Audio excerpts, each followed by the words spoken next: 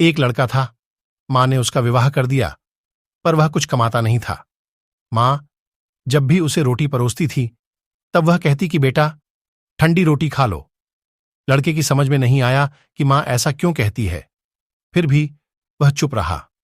एक दिन मां किसी काम से बाहर गई तो जाते समय अपनी बहू उस लड़के की पत्नी को कह गई कि जब लड़का आए तो उसको रोटी परोस देना और रोटी परोस कर कह देना कि ठंडी रोटी खा लो।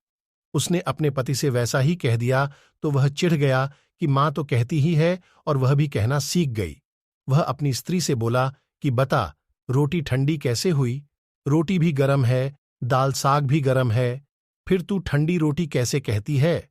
वह बोली कि यह तो आपकी मां जाने, आपकी मां ने मुझे ऐसा कहने के लिए कहा था, इसलिए मैंने कह दिया।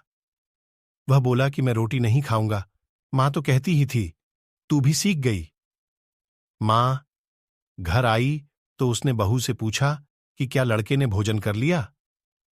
वह बोली कि उन्होंने तो भोजन किया ही नहीं, उल्टा नाराज हो गए। मां ने लड़के से पूछा तो वह बोली कि मां तू तो रोजाना कहती थी कि ठंडी रोटी खा ले और मैं सह लेता था, पर अब यह भी कहना सीख गई।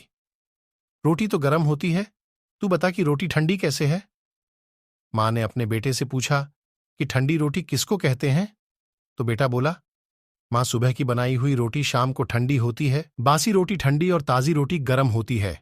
मां ने कहा बेटा अब तू विचार करके देख, तेरे बाप की जो कमाई है वह ठंडी और बासी रोटी है, गरम ताजी रोटी तो तब होगी जब तू खुद कमाकर लाएगा। लड़का समझ गया और मां से बोला कि अब मैं खुद कमाऊंगा और गरम रोटी खाऊंगा। इस कहानी से यह शिक्षा मिलती है कि विवाह होने के बाद ठंडी रोटी नहीं खानी चाहिए, अपनी कमाई की रोटी खानी चाहिए।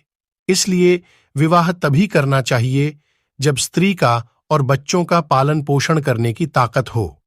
यह ताकत न हो तो विवाह नहीं करना चाहिए।